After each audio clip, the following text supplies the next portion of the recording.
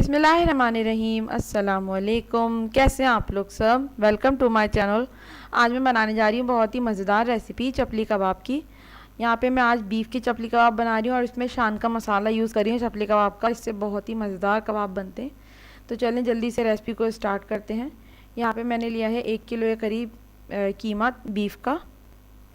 साथ ही साथ 2 medium size की प्याज है, इसको मैंने बारीक बारीक चॉप कर लिया है। 1 अंडा है, 2 टेबल स्पून बारीक कटा हुआ हरा धनिया है, 4 से 5 हरी मिर्चें हैं बारीक कटी हुई, आधा कप ऑयल है जो कि हम कबाब तलने के लिए यूज़ करेंगे, 2 टेबल स्पून अदरक लहसुन का पेस्ट, शान का चपली कबाब का मसाला है मेरे पास,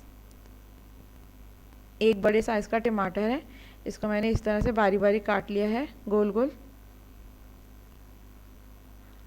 चपली कबाब का मसाला मैं यहाँ पे शान का यूज़ कर रही हूँ, इसके अलावा इसमें कोई भी स्पाइसेस ऐड नहीं करूँगी, ये बिल्कुल कंप्लीट होता है। तो यहाँ पे कीमे को मैरिनेट कर लेंगे। यहाँ पे मैंने बोल में कीमा ले लिया है। सबसे पहले हम इसमें अदरक लहसुन का पेस्ट शामिल कर देंगे, 2 टेबल स्पून मैंने लिया है।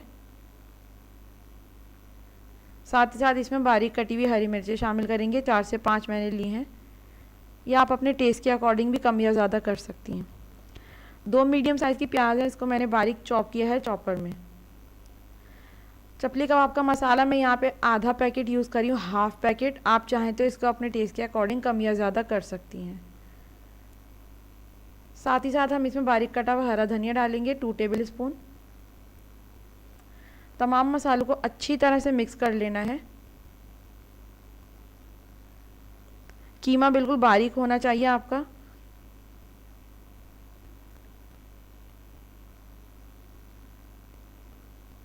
अच्छी तरह से तमाम मसाले मिक्स करने के बाद मैं इसमें 1 अदद अंडा जो कि हमने लिया है, इसको मैंने फेंट लिया है। और आपने अंडे को फेंट के ही डालना है, पहले अंडा हमेशा चेक कर लिया करें कभी भी किसी भी चीज़ में डालने से पहले। तो वो बस मैं इसमें शामिल कर दूंगी, अंडे को मैंने फेंट लिया था। अच्छी तरह से मिक्स कर लेना है और मिक्स करने के बाद हम इसे तकरीबन 1 घंटे के लिए मैरिनेट होने के लिए रख देंगे। 1 घंटा हो गया, कीमा अच्छे से मैरिनेट हो गया है। तो यहाँ पे मैंने 1 प्याली में थोड़ा सा पानी लिया है अगर ज़रूरत हो तो, और साथ ही साथ हमने जो टमाटर हमारे गोल गोल कटे हुए रखे हैं वो मैंने रख लिए हैं। तो पहले हमें इस तरह से एक पोर्शन लेके कीमे का, जितना भी आपको जितने बड़े साइज़ का कबाब रखना है उस हिसाब से हम इसके चपटे से कबाब बना लेंगे, उसको शेप दे लेंगे।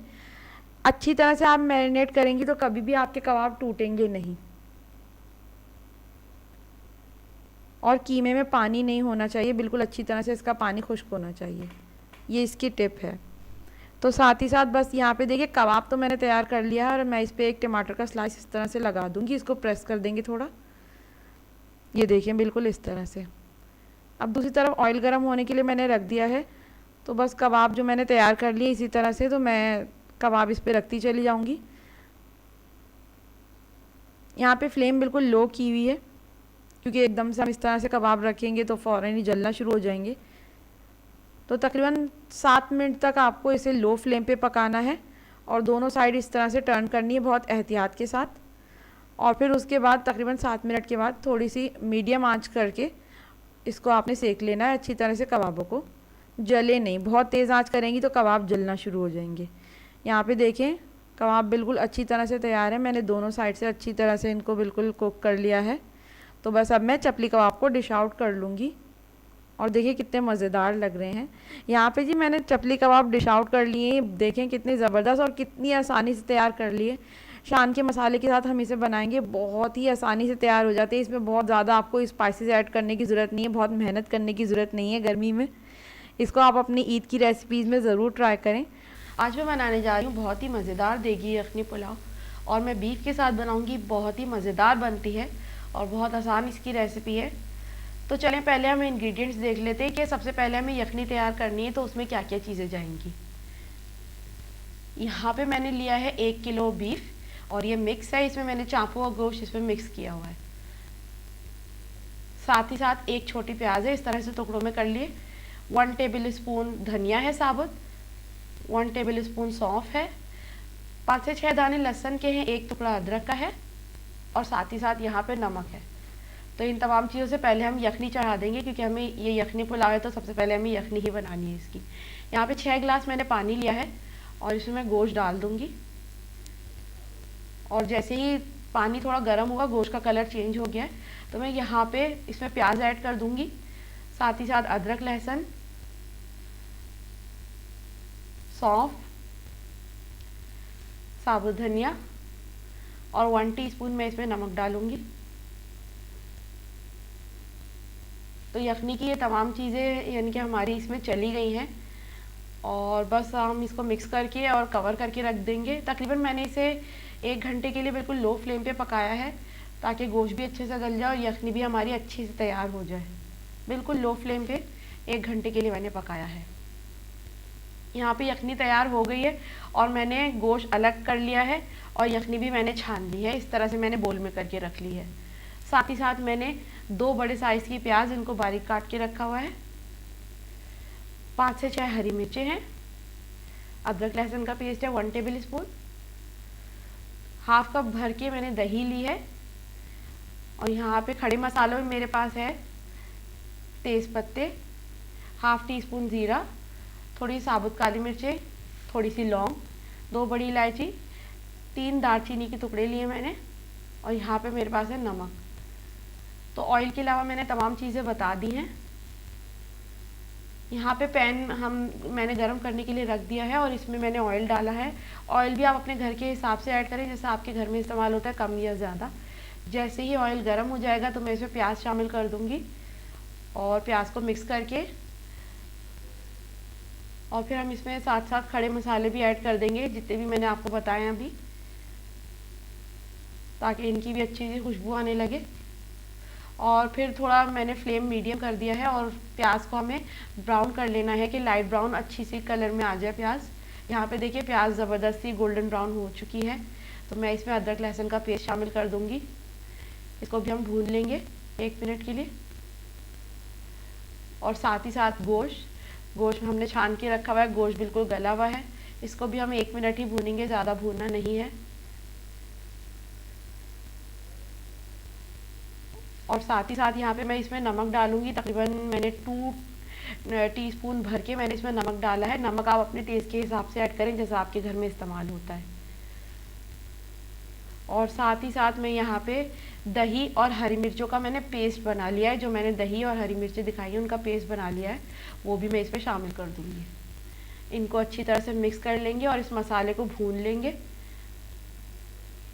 और 5 से 7 मिनट लगेंगे इसको भूनने में। दूसरी तरफ मैंने चावल भी भिगो के रखे हुए हैं। चावल मैंने 4 कप ली हैं। ये पूरी जितनी भी क्वांटिटी मैं आपको चीज़ों की बता रही हूँ 4 कप चावल के हिसाब से है। चावल को मैंने 20 से 25 मिनट पहले ही भिगो के रख दिया है। तो ये 4 कप चावल मैंने लिए हैं। यहाँ पे मसाला देखिए अच्छा सा भुन गया है, तो मैं चावल डाल दूँगी। और चावल डालने के बाद हम इसमें यखनी जो हमने छान के रखी हुई है वो भी हम डाल देंगे। ये मैं पूरी ही डालूँगी, बचाऊँगी नहीं बोल में। और इसमें अलग से हम पानी नहीं डालते यखनी पुलाव में। जो हमारे पास गोश्त की यखनी होती है हम वही डालते हैं, उससे ही इसका फ्लेवर बहुत ज़बरदस्त आता है। तो सारी यखनी देखिए मैंने डाल दी है। नमक मैंने चेक कर लिया है, नमक आप अपने टेस्ट के हिसाब से चेक कर लें। यहाँ पे देखिए चावलों में उबाल आ गया है, तो मैं इसको थोड़ा सा मिक्स करके, बिल्कुल हल्के हाथ से मिक्स करना है आपने, बिल्कुल भी ज़ोर से नहीं करना है, क्योंकि वरना चावल टूटना शुरू हो जाते हैं, बहुत नरम होते हैं चावल। तो 10 मिनट के लिए हम कवर कर देंगे लो फ्लेम पे, बिल्कुल हल्की आंच पे। यहाँ पे 10 मिनट हो गए हैं। तो मैंने 1 टेबल स्पून पानी लिया है, तो उसमें थोड़ा सा जर्दे का रंग और थोड़ा सा केवड़ा एसेंस मिलाया है, उसको मैं यहाँ पे डाल दूँगी चावलों पे। और फिर हम इसको 10 मिनट के लिए दोबारा कवर कर देंगे। यहाँ पे 10 मिनट हो गए हैं और क्या मज़ेदार इसकी खुशबू आ रही है, बहुत ज़बरदस्त। और चावल माशाल्लाह बिल्कुल अच्छे से दम पे आ गए हैं, बहुत मज़ेदार बने हैं। और आप देखें बिल्कुल सही से पक चुके हैं, बहुत अच्छे, बिल्कुल लो फ्लेम पे तकरीबन 20 मिनट पके हैं ये। तो बस अब यहाँ पे मैं इनको डिश आउट कर लूँगी। और यहाँ पे जी देखें मैंने देगी यखनी पुलाव डिश आउट कर ली है, बहुत ही मज़ेदार इसकी खुशबू आ रही है। रेसिपी आपने ज़रूर ट्राई करनी है। अगर आपने ये रेसिपी अब तक ट्राई नहीं की है, इसको आप दावतों में बनाएं, ईद की दावतों में या जो भी आपके घर में हो दावत, उस पर बनाएं, बहुत ही मज़ेदार बनती है। आज मैं बनाने जा रही हूँ बहुत ही मज़ेदार और जूसी और spicy recipe tandoori beef chops की। बहुत ही मज़ेदार बनती है, इनको बनाना बेहद आसान है। बहुत टेंडर और जूसी बनती हैं और बिल्कुल रेस्टोरेंट स्टाइल में तैयार होंगी बन के ये। तो चलिए हम जल्दी से अपनी रेसिपी को स्टार्ट करते हैं और देखते हैं हमें मज़ेदार सी ये चॉप्स बनाने के लिए क्या क्या चीज़ें चाहिए।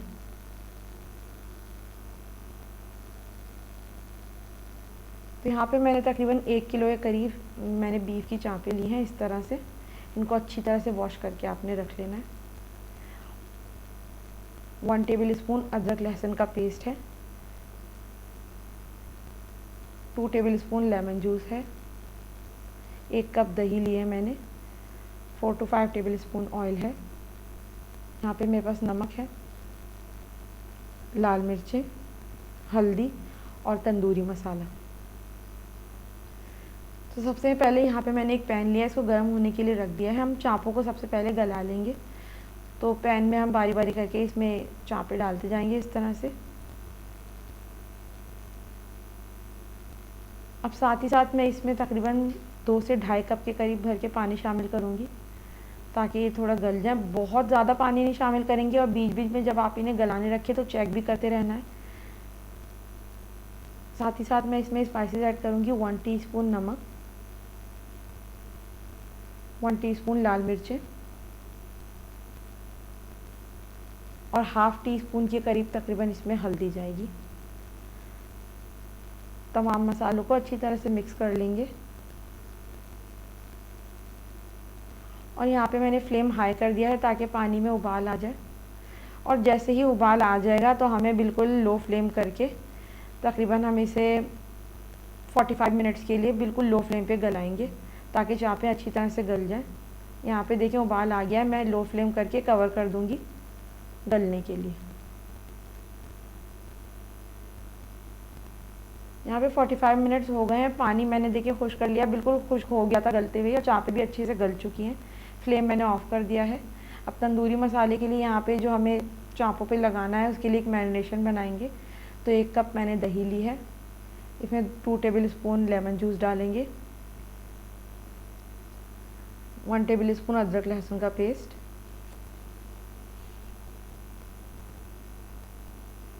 2 टेबल स्पून तकरीबन मैं इसमें ऑयल के शामिल करूँगी और तकरीबन 3 टीस्पून भर के मैं इसमें तंदूरी मसाला डालूँगी। अब तंदूरी मसाला आप चाहें तो आप और भी ऐड कर सकती हैं, जैसे आपके घर में इस्तेमाल होता है थोड़ा ज़्यादा अगर आपको स्पाइस चाहिए। ये वैसे मेरे हिसाब से बिल्कुल परफेक्ट है। और यहाँ पे इसमें से थोड़ा सा मैं जर्दे का रंग शामिल कर रही हूँ, ऑप्शनल है, अगर आप चाहें तो इसको स्किप भी कर सकती हैं, लेकिन इससे कलर बहुत अच्छा सा आ जाता है तो इसलिए मैंने शामिल किया है। तमाम चीज़ों को अच्छी तरह से मिक्स कर लेंगे।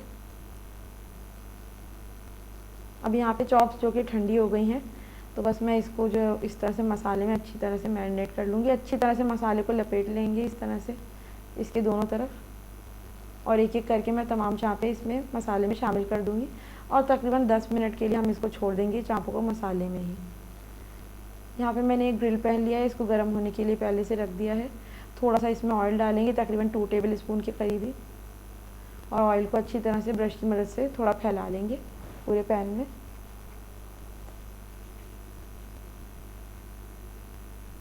यहाँ पे ऑयल हल्का गर्म हो गया है, बहुत तेज़ गर्म नहीं करना आपने।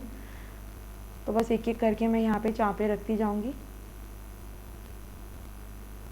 तो चाँपों को तकरीबन हमें मीडियम टू लो फ्लेम पे हमें पकाना है ताकि एकदम से जले नहीं, वरना अगर तेज़ आंच पे पकाएंगे तो फ़ौरन बहुत ज़्यादा डार्क हो जाएंगी। दोनों साइड को आपने इस तरह से पलटते रहना बीच बीच में ताकि दोनों तरफ से बराबर से इसका कलर आए। यहाँ पे देखें चाँपें अच्छे से बिल्कुल अच्छी सी ब्राउन कलर हो गया इनका, ज़बरदस्ती ये मैंने बिल्कुल बना लिया और हल्की आंच पे ही बनाई है। और इधर मैंने डिश आउट कर लिया ज़बरदस्ती हमारी तंदूरी बीफ चॉप्स। ये बहुत ही मज़ेदार बनी है, बहुत टेंडर और बहुत जूसी बनती है और इसको आप अपनी दावतों में बनाएं और सब आपकी तारीफ़ें करते नहीं रुकेंगे, ये इतनी मज़ेदार बनती है। आज मैं बनाने जा रही हूँ बहुत ही मज़ेदार स्पाइसी बीफ टिक्का बोटी। बहुत मज़े की बनती है ये और बकरा ईद तो टिक्का बोटी के बगैर अधूरी ही होती है, तो इसके बगैर तो समझ लें मज़ा ही नहीं आता बकरा ईद का। तो ये बोटी मैं जब भी बनाती हूँ बहुत ही मज़ेदार स्पाइसी और जूसी बनती है। तो चलें पहले देखते हैं कि रेसिपी में हम क्या क्या डालेंगे। यहाँ पे मैंने 1 किलो बीफ लिया है और इसको मैंने इस तरह से बोटियाँ इसकी कट करके रख ली हैं। यहाँ पे मैं यूज़ कर रही हूँ शान का तिक्का सीख कबाब मसाला और ये बहुत मज़ेदार होता है। और मीट टेंडराइज़र मैं 1 टेबल स्पून भर के यूज़ कर रही हूँ। अगर आपके पास नहीं है तो आप कच्चा पपीता भी यूज़ कर सकती हैं। 5 टेबल स्पून ऑयल है, 3 table spoon lemon juice, 1 table spoon भर के अदरक लहसुन का पेस्ट और 5 टेबल स्पून मैंने यहाँ पे दही ली है जो कि मैंने पहले से फेंट के रखी हुई है। तो चलिए जल्दी से मैरिनेशन स्टार्ट करते हैं। तो बोल में सबसे पहले हम गोश्त ले लेंगे। गोश्त अच्छी तरह से वॉश है और क्योंकि कुर्बानी या गोश्त हमें अच्छी तरह से वॉश करना होता है। और यहाँ पे अदरक लहसुन का पेस्ट मैंने डाल दिया है। लेमन जूस इसमें जाएगा, 3 टेबल स्पून है। दही मैं ऐड करी हूँ, 5 टेबल स्पून लिए दही।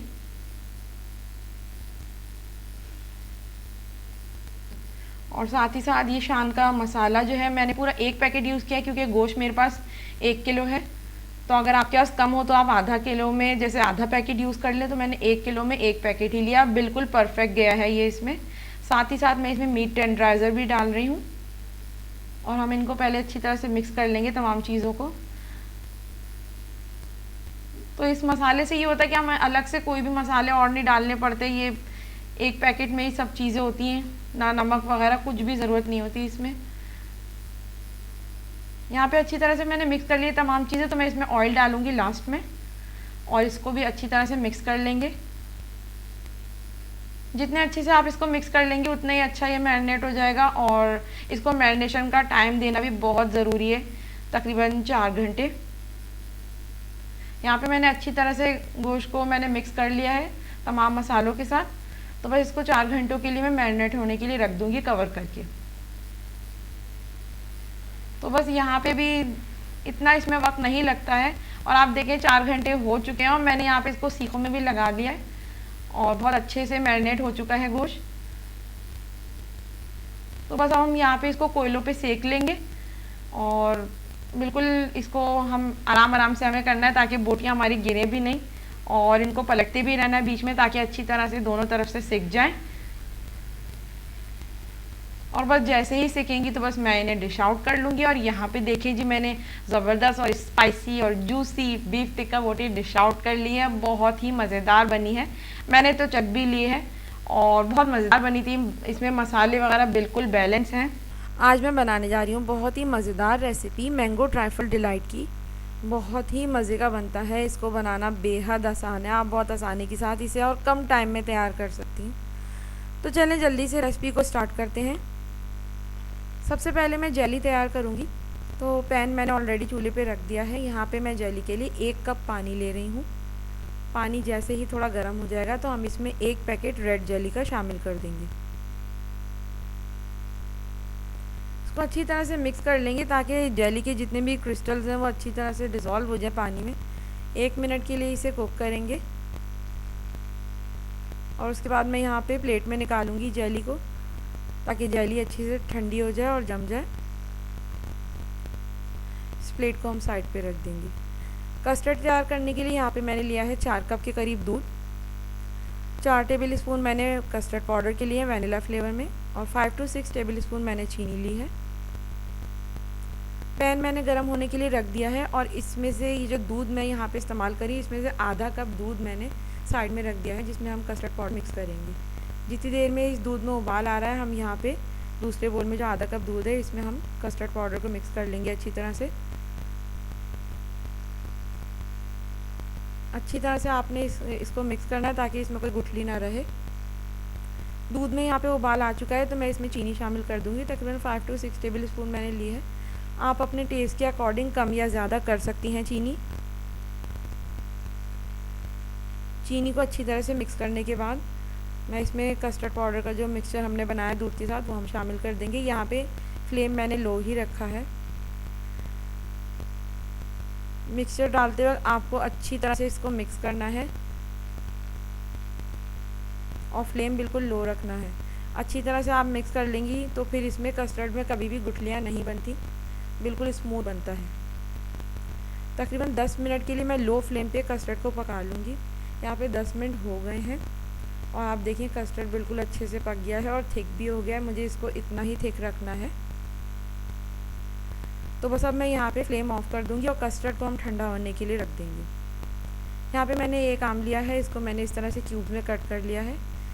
इसकी हम प्यूरी बना लेंगे। तो अच्छी तरह से आपने इसको ब्लेंडर में डाल के ब्लेंड कर लेना है। 1 कप के करीब मैंने आम लिया है।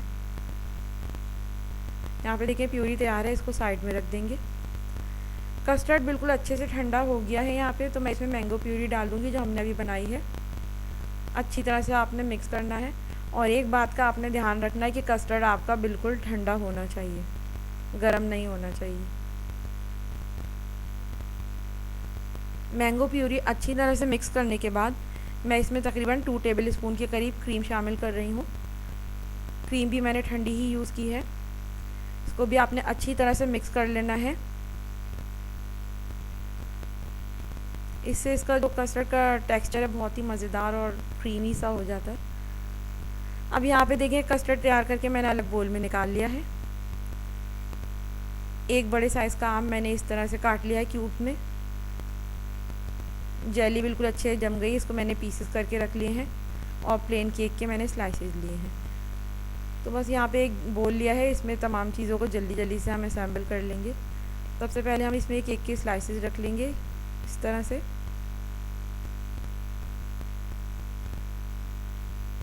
अब ये आप पे डिपेंड करता है, आप चाहें तो इसको छोटे पीसेस में भी कर लें।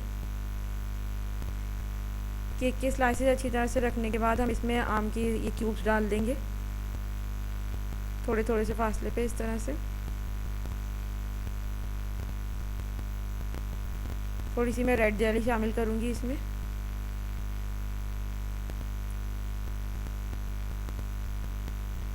इस तरह से। और जेली डालने के बाद हम इसमें कस्टर्ड डाल देंगे जो हमने तैयार करके रखा हुआ है।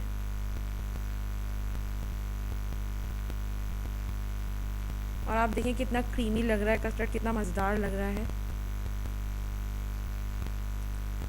बस जो बचे हुए केक के स्लाइसेस हैं मैंने उनको जो है वो पूरा कस्टर्ड डाल के उसको इस तरह से किनारों पे तोड़ के डाल दिया है चूरा करके।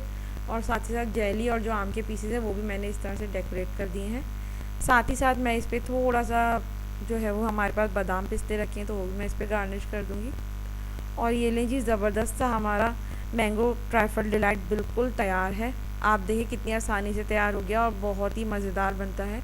अगर आपके यहाँ गेस्ट आ रहे हो तो आपको इसे सबसे पहले तैयार करके फ्रिज में रख देना है और जब भी बाहर निकालना है जब सर्व करने का टाइम हो। ये ठंडा ठंडा बहुत ही मज़े का लगता है।